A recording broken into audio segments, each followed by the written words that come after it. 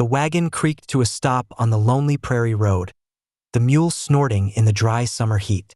A girl, thin, barefoot, her dress torn and too small for her growing frame, stood in the center of the rutted track. Her eyes were wide, her lips cracked from thirst, but she didn't step aside. She didn't beg, didn't run. She just looked at him.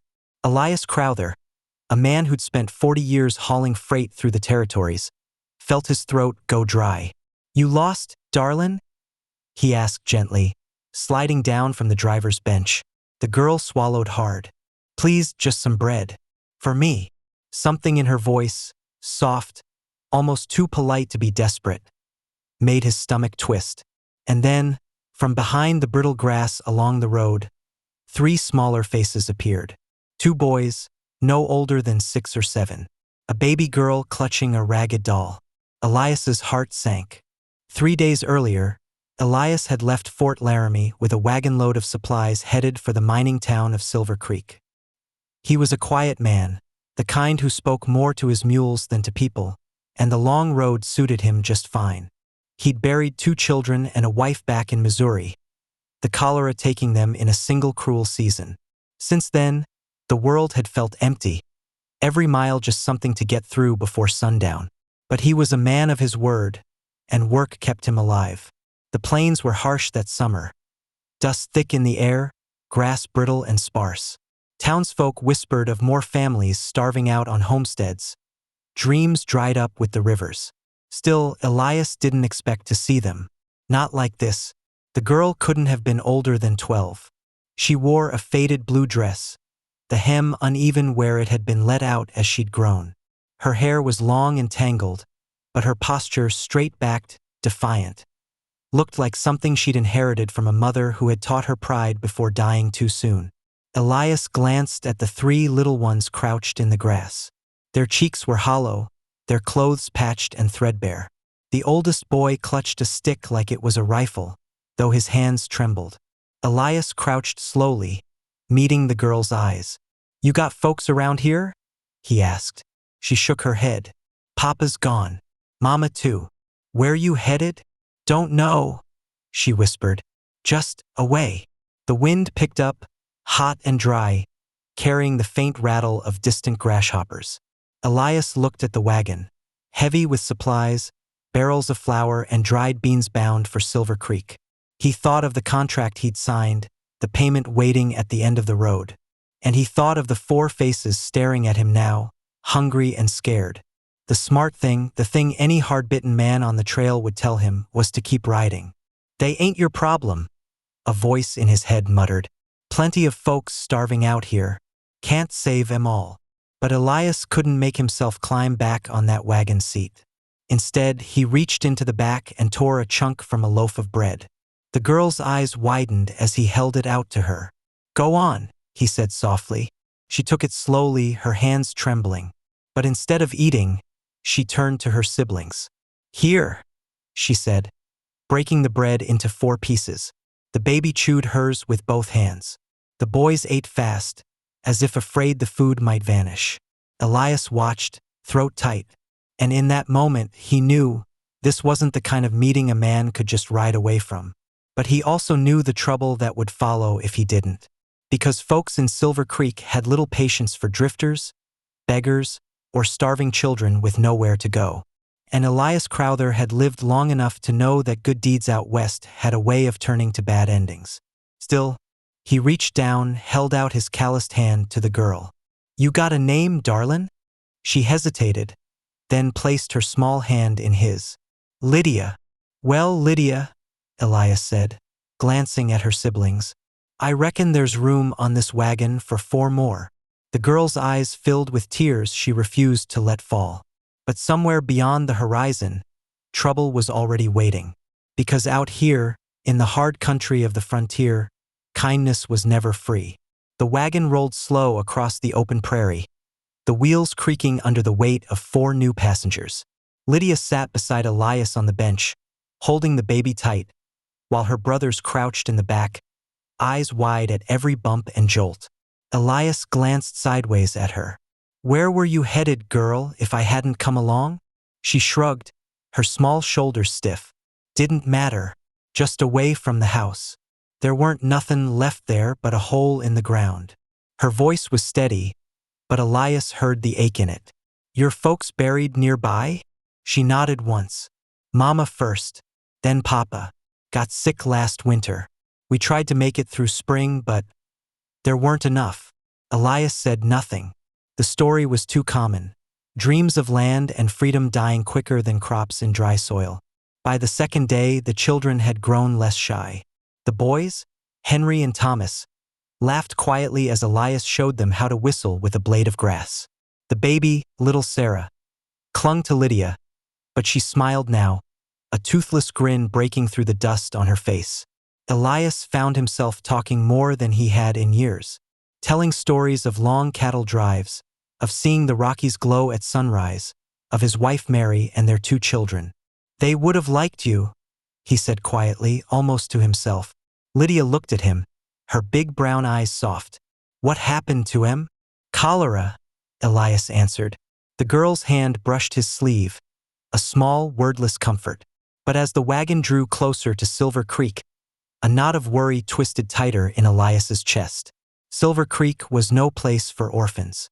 It was a rough mining town, full of men who cared little for anything but whiskey and gold. Strays like Lydia and her siblings would be seen as mouths to feed, burdens to cast aside. He stopped the wagon at a creek to water the mule. Lydia came to stand beside him, holding Sarah on her hip. You're thinking about leaving us there, ain't you? Elias froze. What makes you say that? She met his eyes, unflinching. Seen that look before. Men who want to help but don't want to get stuck. He let out a slow breath. Town might have someone who can take you in. Lydia's voice broke. They don't want us. Nobody does. Elias stared at the water, rippling gently in the heat. He thought about the job waiting at the end of the road, the money he needed to keep himself alive through winter. Helping these children would mean trouble, maybe worse. But as Sarah reached out to grab his beard, giggling, Elias felt something in his chest crack open, raw and unhealed. That night, they camped under a cottonwood tree, the stars burning bright above. The children ate beans and cornbread from the wagon supplies, their bellies finally full. After they slept, Lydia sat beside the dying fire, knees hugged to her chest. You don't have to take us no further, she whispered. Just don't leave us where it's bad. Elias stared into the flames, his weathered face unreadable. He thought about the warnings he'd heard in town, the sheriff who turned away beggars, the miners who ran off strays like vermin. Then he looked at the girl beside him, her face lit soft by firelight, and at the 3 small shapes curled together under a blanket. He knew then that the decision he made come morning would change everything. But as he lay down to sleep, the wind carried distant hoofbeats across the plains. Too far to see, too close to ignore. Trouble was coming. By mid-morning, the wagon reached the ridge overlooking Silver Creek. The mining town sat in a shallow valley, smoke rising from chimneys, the sound of hammering and shouting drifting faintly on the wind. Lydia's face tightened as she stared at it. The boys, crouched in the back, grew quiet. Even little Sarah whimpered softly. Elias held the reins loosely, his jaw tight. You don't like the look of it either, do you? Lydia asked. Elias shook his head. Place like that, folks look out for themselves. Ain't much room for anyone else. As the wagon rolled down the hill, a lone rider approached from town. A deputy, his badge catching the sunlight. He reined in his horse a few yards ahead of them. Crowther, heard you were comin' through. Elias nodded. Got supplies for McGregor's outfit. The deputy's eyes drifted to Lydia and her siblings. Who were they? Found 'em out on the road, Elias said evenly. Parents are gone. The man's mouth twisted. Best not bring in strays into Silver Creek. Sheriff don't like beggars, and the miners like 'em even less. They're just kids, Elias said. That may be, the deputy replied. But this town don't take kindly to more mouths that don't work. His meaning was clear. Leave them behind or trouble would follow. Elias drove on, jaw clenched. As they entered town, the stairs came quickly. Miners pausing mid-stride, women glancing out of shop windows, men muttering under their breath. The children shrank against one another in the wagon bed. McGregor, a thick-set man with a graying beard, met Elias outside the general store. "You're late," McGregor grumbled. "Ran into company along the way," Elias said.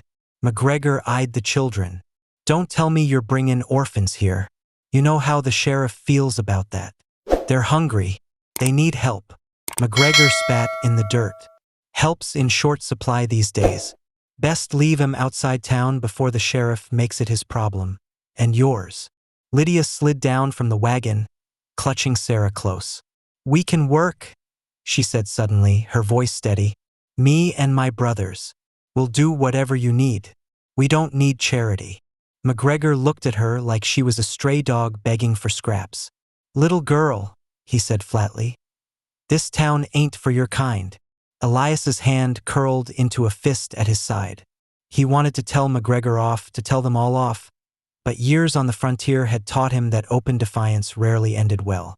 And then, as if on cue, the sound of more hoofbeats rolled in from the north road. 6 riders, armed and rough-looking, rode fast toward town. Their leader, a wiry man with a scar running from his cheek to his neck, spotted Elias immediately. "Well, well," the man called out, slowing his horse to a trot. "Crowther. Been a long time." Elias felt the blood drain from his face. The man grinned. "Looks like you got yourself a family now." Lydia stiffened, clutching Sarah tighter. McGregor muttered under his breath, "You know them?" Elias's voice was low, grim. "Used to." The riders fanned out slowly, the townsfolk stepping back, unease settling over the street like a shadow. Trouble had found them, and Elias knew that whatever choice he made next, whether to fight, to run, or to give the children up, would change all their lives forever. The 6 riders dismounted, boots crunching on the hard-packed dirt. The scarred man stepped closer, grinning like a wolf that had finally cornered its prey. "Never thought I'd see the day," he said. "Elias Crowther, the man who left us high and dry in Deadwood, took the gold, left us with the bullets." Elias stood still, hands loose at his sides. "I didn't take the gold, Burke. You know that." Burke smirked. "Doesn't matter. The boys think you did. And now, well, looks like you're worth more than payback. Got yourself a wagon, supplies, even a few mouths to trade." Lydia's fingers tightened around Sarah. She stepped slightly in front of her brothers without thinking, her chin up despite the fear in her eyes. Elias moved then, slowly, deliberately, putting himself between Burke and the children. "You're not touching them," he said, voice like gravel. Burke chuckled. "Always the noble type, Crowther. But you've got nothing. No men, no guns, no place that'll back you." Around them, the townsfolk stayed silent. McGregor took a single step back, shaking his head, muttering, "Not my fight." Lydia turned, scanning the faces around her. The shopkeeper who'd peeked out the window, the blacksmith frozen by his anvil, the women clutching their children but saying nothing. No one moved. She looked back at Elias. "You're not going to give us up, are you?" she asked softly. He didn't take his eyes off Burke. "Not while I'm breathing." The boys behind her stared at Elias like they were seeing him for the first time, not as the quiet man who'd fed them bread, but as something closer to the father they'd lost. Lydia swallowed hard. "You don't have to do this for us," she whispered. Elias's jaw tightened. "Yeah, I do." Burke's grin widened. "Last chance, Crowther. Step aside. Let us take what we want, and maybe we let you keep breathing." Elias didn't move. The street was silent but for the rattle of a loose shutter in the wind. Lydia stepped up beside him, chin high. Her small hand brushed his weathered one. "If you stand," she said softly, "I'll stand too." Her brothers, wide-eyed but determined, shuffled closer until they were right behind Elias, their tiny bodies squared as if they could fight grown men with sticks and sheer will. Burke's smirk faltered. "You think you scare me with this little scene?" "No," Elias said, his voice calm now. "But maybe it makes you think about what you are." The words seemed to hang in the air. Burke hesitated, just long enough for the sheriff to appear at the edge of the street, rifle leveled, a handful of townsmen armed behind him. "Burke," the sheriff called, voice sharp.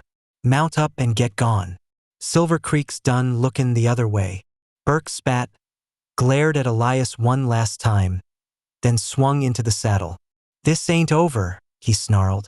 The riders turned, kicking up dust as they galloped out of town. When the dust settled, Elias let out a long breath. His hand trembled slightly, but he set it on Lydia's shoulder. "You all right?" She nodded, eyes glistening. For the first time in years, Elias felt something stir inside him. Not just the relief of surviving another day, but the quiet, fragile hope that maybe he still had something left to give. The children stood close to him, no longer just passengers on his wagon, but something more. Family, though none of them dared say it yet. The town stayed quiet after Burke rode out. People went back to their business, but the way they looked at Elias had changed. He wasn't just a passing wagon driver anymore. He was the man who'd stood his ground for 4 starving children when no one else would. Sheriff Daniels approached, rifle still in hand. "You're a fool, Crowther," he said gruffly. "Burke'll be back, and next time he won't be so quick to ride off." Elias looked at the children clustered behind him. "Then I guess I'll be ready." The sheriff studied him for a moment, then nodded once. "Town could use more men like you. If you're stayin', there's a place out by the old mill. Folks'll help you fix it up." Elias raised an eyebrow. "You lettin' us stay?" The sheriff glanced at Lydia, Sarah, Henry, and Thomas. "Can't say no after seein' that.